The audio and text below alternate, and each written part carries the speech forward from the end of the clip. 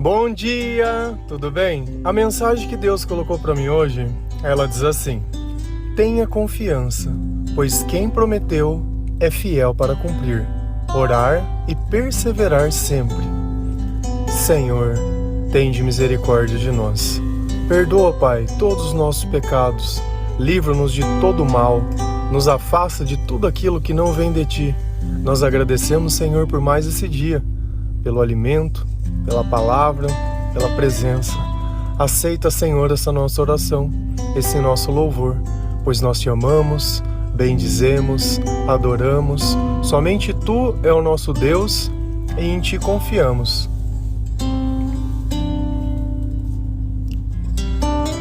O que é confiança? O que determina se eu confio em alguém? Confiar é quando a gente acredita sem questionar, quando a pessoa não precisa provar as coisas que ela está dizendo. Um exemplo disso, se você fosse uma criança e seu pai dissesse: olha, vamos ali comigo, você não iria ficar questionando: ah, mas ali na onde? Não, mas e aí? Não, você simplesmente vai. Por quê? Porque você sabe que nenhum mal vai te acontecer. E quando nós temos confiança no Senhor, nós sabemos que independente da tribulação, independente do vale ou independente de como a nossa vida está, se estamos no meio de uma tribulação, de uma provação, se as coisas estão dando certo ou não estão, a gente sabe que aquilo é momentâneo, é passageiro e que aquilo vai durar o tempo necessário para que muitas vezes a minha fé ela seja provada e para que o poder e a glória de Deus possa ser manifesta, porque é assim que nós reconhecemos a presença do Senhor na nossa vida. Quando aquilo que não deveria acontecer, acontece. Quando os maus sentimentos se transformam em bons, quando do nada eu começo a sentir uma paz que ela excede todo o entendimento. Quando ao invés de eu odiar, eu resolvo perdoar. Quando eu decido viver a minha vida de uma forma mais leve. Sabe, quando eu paro de prestar atenção na tribulação e começo a prestar atenção naquilo que Jesus diz.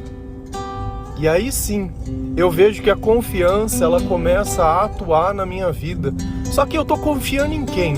Esse é o ponto. No exemplo que eu dei, é uma confiança de família, de pai. Desde pequeno você conhece aquela pessoa. Então você sabe que aquela pessoa ela cuidou de você, que ela esteve com você em todos os momentos. Só que a confiança que nós estamos pensando agora, ela é um pouco maior. É a confiança no Senhor, é a confiança no Criador, é a confiança naquele que muitas vezes nós não podemos ver, mas podemos sentir. Então, aquele que prometeu, aquele que nós confiamos, ele é fiel. Ontem nós falamos sobre isso, sobre a fidelidade de Deus, sobre a natureza de Deus e a característica de Deus. E é nisso que nós estamos confiando. Porque Deus ele não vai dar as costas para nós, muito pelo contrário, a natureza dele é o perdão. Só que para que ele possa nos perdoar, é preciso que nós nos arrependemos. E o que é o arrependimento? É entender que eu não fiz o melhor que eu podia, que aquilo no fundo não foi bom, foi ruim. Porque todas as vezes que eu prejudico alguém, isso não vem de Deus. Essa não é a nossa natureza, essa não é a característica que nós esperamos ter. Por quê? Porque o Espírito Santo nos capacita a ser melhores, a ser diferentes. Essa é a nossa natureza. E nós renunciamos isso. Renunciamos o pecado, renunciamos tudo aquilo que nós pensamos. Nós negamos a si mesmos e começamos a aceitar uma mensagem que é maior que nós. E aí nós percebemos que cada vez que nós oramos, nós estamos perseverando. Nós estamos insistindo nesse caminho, ainda que a caminhada ela não seja fácil. Não existe caminhar fácil. Toda caminhada demanda energia, toda caminhada envolve dor, tem caminhos mais fáceis, tem caminhos mais difíceis, tem contratempos, isso tem. Mas pelo menos nós estamos sempre caminhando. E quantas vezes nós não tivemos aquela sensação que a nossa vida ela está parada, que ela está congelada, que nada acontece, que nem Deus nos escuta. Pelo menos nós temos um destino, nós temos um propósito, nós temos um chamado. Se a gente vai lá em Hebreus 10, versículo 35 e 37, a palavra do Senhor ela nos diz assim: por isso, não abram mão da confiança que vocês têm. Ela será ricamente recompensada. Vocês precisam perseverar, de modo que, quando tiverem feito a vontade de Deus, recebam o que Ele prometeu. Pois em breve, muito em breve, aquele que vem virá e não demorará. Então essa palavra, ela dá um direcionamento muito bom para a nossa vida, para a nossa fé, e muitas vezes para aqueles que estão cansados, que acham que Deus não está falando, que acham que Deus está sendo tardio. Olha o que o Senhor fala: não abram mão da confiança, não abram mão. Então uma coisa que nós não podemos deixar é que a confiança, ela deixe de existir pelas circunstâncias. E o que é a circunstância? A circunstância é o agora. O diabo, ele é o pai da mentira. E às vezes você está aí todo atribulado porque alguém disse alguma coisa. Olha, você não vai dar certo, você não vai dar nada. Não, porque olha já, sabe, aquele tipo de coisa que as pessoas ficam colocando dentro da nossa cabeça. E às vezes é o diabo que está falando para você. Olha o que Deus está falando: olha, meu filho, não abra a mão da confiança. Escute a mim ao invés de escutar aos outros. Quando você escuta essas pessoas e larga a confiança, você está largando a mão de Deus por quem? Por ninguém. Quem são essas pessoas para te questionar? O que elas fizeram de tão fantástico para que você pudesse dar tanto valor nas palavras dela? Deus tem uma Bíblia inteira dizendo um monte de coisa fantástica e maravilhosa para nós, um monte de promessa, um monte de testemunho, e nós sabemos que quando nós lemos a palavra, nós evocamos o Espírito Santo que nós podemos sentir. Então não adianta a gente simplesmente fazer de conta que a palavra de pessoas são maiores que a palavra de Deus. Ninguém pode determinar o que vai acontecer na sua vida, a não ser o Senhor. E olha o que acontece se eu paro de dar ouvidos aos outros. Lembra? Nós falamos disso também há uns dias atrás, sobre você não dar ouvido a conselhos de pessoas, mas aos conselhos de Deus. E o que acontece quando eu mantenho a confiança no Senhor e a partir desse instante eu deixo de ouvir as outras pessoas e começo a ouvir apenas a palavra, e obedecer a palavra, e buscar a palavra, e buscar a oração e perseverar?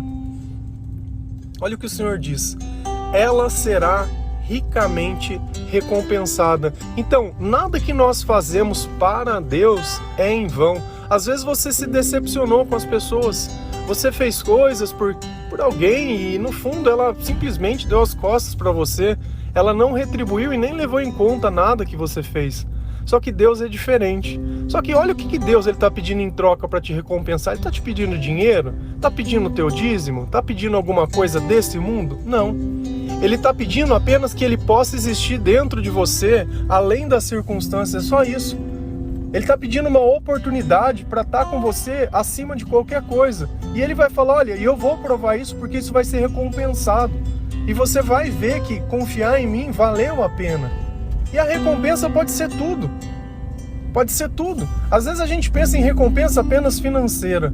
Quantas vezes você já não teve mais do que você precisava e simplesmente você não conseguiu nem aproveitar nada disso? Simplesmente aquilo, a oportunidade, ela sumiu da sua mão.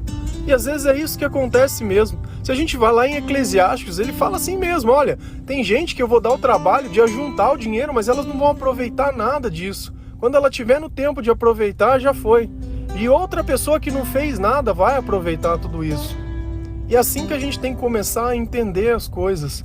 Que às vezes o importante não é ter, e não é a quantidade que se tem, mas se você pode usar isso, se você pode estar satisfeito com isso. Porque o que adianta a gente ter muito e não estar satisfeito com nada? Ficar o tempo inteiro atrás de preocupação e de coisas que nos provam o nosso coração.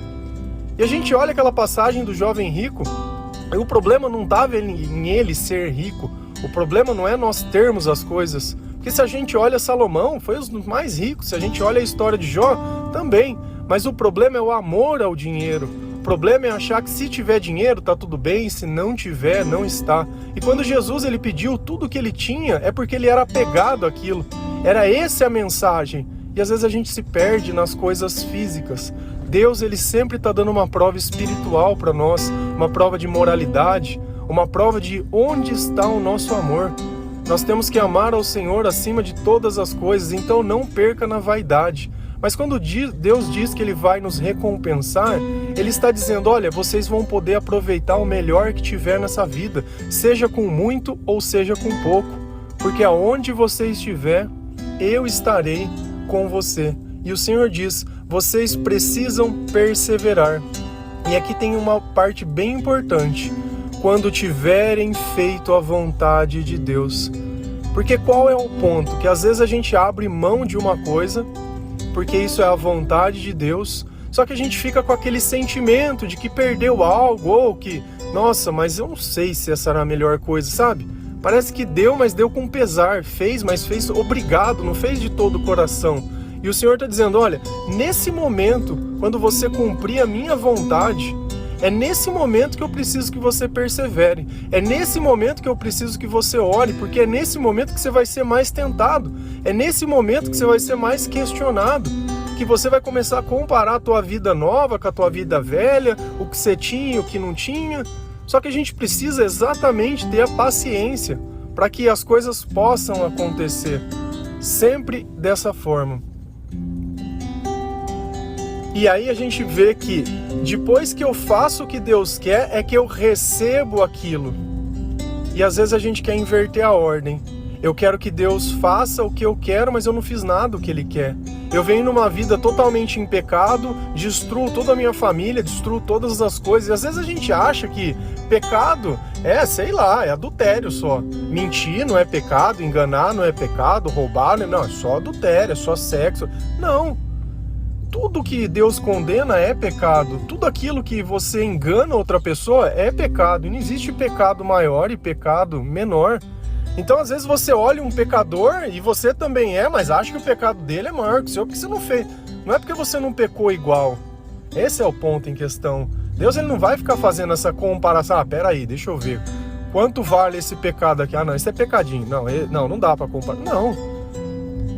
Se a gente pegar um exemplo, você tem um pote de mel, e aí eu vou pegar uma mosca e vou colocar dentro desse pote de mel. O que aconteceu? Ele contaminou, beleza. Não vou poder mais comer o mel. Não adianta eu tirar aquela mosca. Contaminou tudo. Mas é uma mosca bem pequenininha ou é uma mosca bem grande. Cara, contaminou. É a mesma coisa se a gente pegasse um frasco cheio de veneno e pensasse, não, mas é só uma gotinha de veneno. Não, é um copo. Veneno é veneno. Então não tem como a gente simplesmente querer qualificar aquilo que é ruim. Não faz o menor sentido.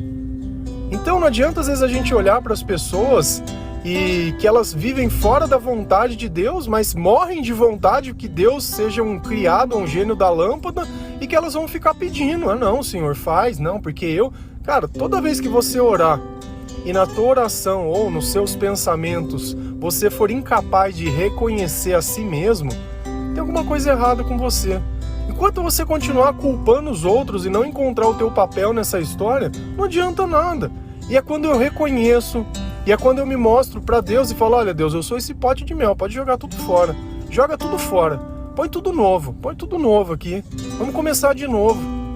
Que as coisas vão começar a mudar e vão começar a melhorar, mas a gente tem mania disso. Quer na hora, quer inverter, não quer sofrer, não quer dor, vive tudo errado. Chega a consequência, faz de conta que a vida não é sua, faz de conta que o mundo é injusto, faz de conta um monte de coisa. Deus te alerta de diversas formas e você faz de conta que não é com você, que não faz parte da sua vida.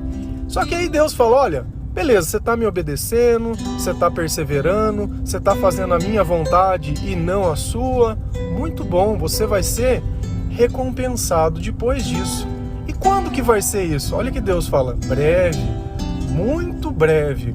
Aquele que vem virá e não demorará.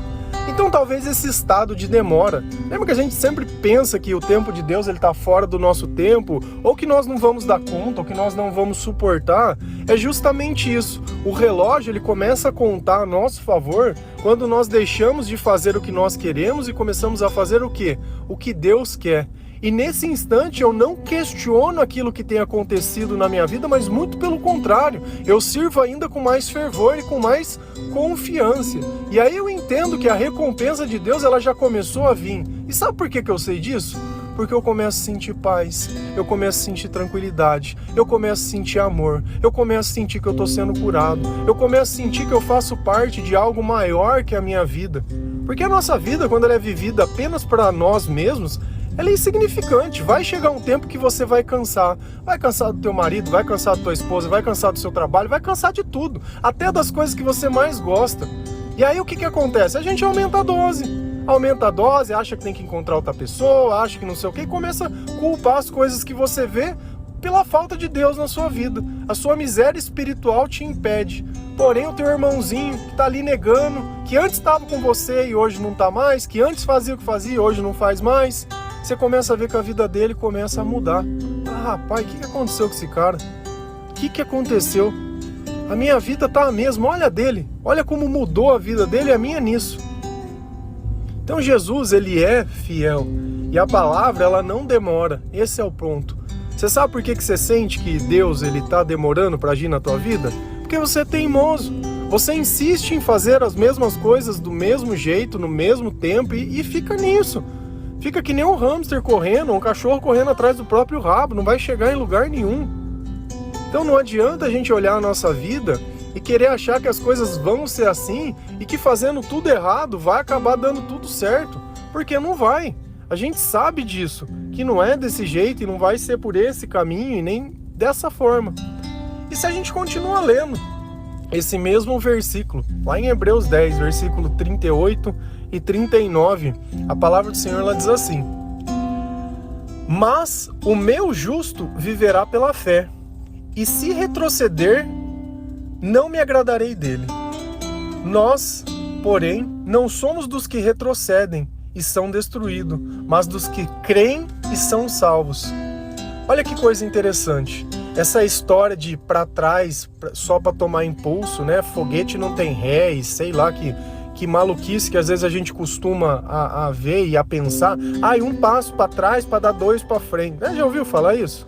Então, mas o meu justo viverá pela fé. E o que é a fé?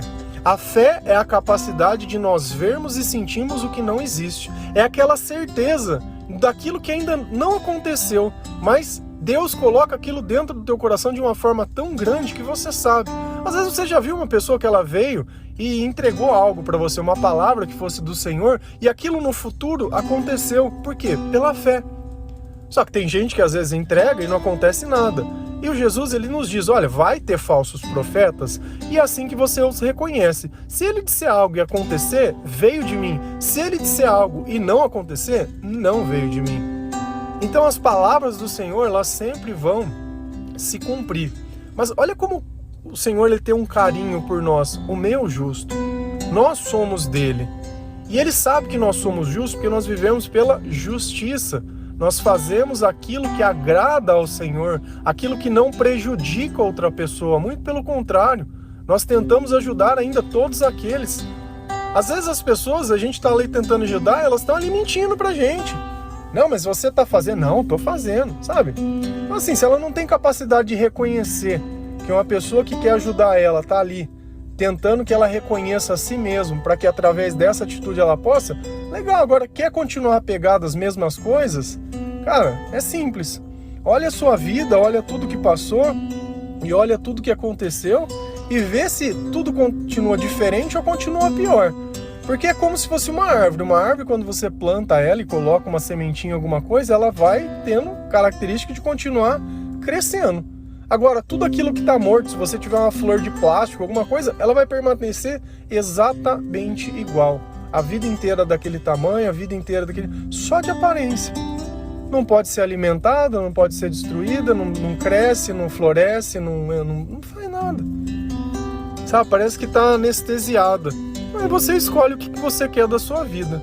Mas me agrada muito pensar que o Senhor, ele olha para mim e fala, o meu justo. Olha o meu justo, ele vive pela fé, ele confia em mim. E aí ele fala, só que se você retroceder, eu não me agradarei de você. Então nem pense em voltar para trás. Se você começou a batalha, nem pense em perder. Se você começou a acreditar, nem pense em duvidar. Nem pense em duvidar. Porque é pela fé, não é pelo que você vê. nós venceremos juntos. Então aquilo que você tiver que passar, nós vamos passar junto. E não é por desmérito, mas para mostrar que o meu poder sobressai sobre tudo. Quando ninguém mais acreditava, nós fomos lá e fizemos. E esse é o papel. Senão fica muito fácil. Senão fica muito óbvio. E Deus, ele deixa sempre muito bem claro. O que acontece com a vida de quem retrocede? Ela é destruída. E você já viu pessoas que levanta e cai, levanta e cai, levanta e cai, levanta e cai. Ah, agora eu confio. Acontece uma coisa, ai meu Deus do céu, agora eu confio. Aconteceu alguma coisa com outra pessoa que nem tem nada a ver com a vida dela. Ai meu Deus do céu. Cara, você gostar de uma pessoa não escraviza a vida de outra pessoa. Eu posso amar uma pessoa, mas as escolhas dela ser ruins. E aí, o que eu vou fazer? Ah, não, eu vou orar por ela e vou... Não vou, não consigo obrigar o capeta a fazer o que eu quero. Porque aqueles que são de Deus andam com os que são de Deus, se alegram com a mensagem de Deus e tentam obedecer as coisas que são do Senhor. Aqueles que não são faz totalmente o oposto. Não adianta você querer pegar as coisas de Deus e dar para quem não é. Ele não vai ouvir tua mensagem por mais sentido que faça. E o Senhor fala, não jogue suas pérolas aos porcos. Não adianta a gente querer dar aquilo que é sagrado para aquele que não é. Ele não vai enxergar da mesma forma. É a mesma coisa, nós vemos a Bíblia como a palavra de Deus. Pra gente ela é sagrada, pra gente ela é muito importante. Tem gente que olha como se fosse um livro. Se você olhar na internet, tá cheio de gente que tá pisando, cuspindo, botando fogo e fazendo. E vai fazer o quê? O que vai fazer? Agora eu imagino qual que é o sentimento de uma pessoa dessa pra ela precisar fazer isso. Terrível. Agora, a parte. Qual é a diferença entre quem crê e quem não crê? Quem não crê vai ser destruído, e quem crê vai ser salvo. Salvo de nós mesmos, salvos por tudo aquilo que tem acontecido na nossa vida. Sabe, e o Senhor, ele vai vir para nos salvar. E não adianta. Sabe, se essa é a nossa vontade, se é para isso que nós estamos caminhando, se é para isso que nós estamos tentando, é justamente isso que nós queremos. Sabe, então, quer voltar para trás? Volta. Quer ser salvo? Seja. O que vai mudar? É a fé. É o Senhor poder ver que Ele pode confiar em você. Porque confiança demanda confiança, né? Nós queremos confiar em Deus por quem Ele é, mas Ele não pode confiar em nós porque nós... Cara, a primeira coisa é ser aquele que foge, né? No meio da briga é o primeiro que sai correndo. Amém? Que Deus, Ele possa abrir os nossos olhos, que nós possamos sim ter confiança no Senhor, saber que Ele é fiel para cumprir tudo aquilo, que nós continuamos orando e perseverando sempre, independente da circunstância, que a nossa fé seja o suficiente para que nós possamos viver, que o Senhor possa nos chamar de justo. Meu justo, obrigado, Pai, obrigado. Obrigado pelo carinho, obrigado pela presença, obrigado por tudo. Obrigado. Às vezes a gente esquece de agradecer as pequenas coisas que Deus faz por nós todos os dias. Obrigado, Senhor, por me tirar de uma cama. Obrigado pelo alimento, obrigado pelo banho, obrigado por tudo aquilo que é simples, que eu não consigo, às vezes, na minha pequenez, reconhecer. Obrigado de todo o coração. E que nós possamos continuar mantendo a confiança no Senhor, para que a nossa vida ela possa ser salva pela graça e pela misericórdia de Deus. Amém? Deus abençoe. Feliz a nação cujo Deus é o Senhor. Um bom dia.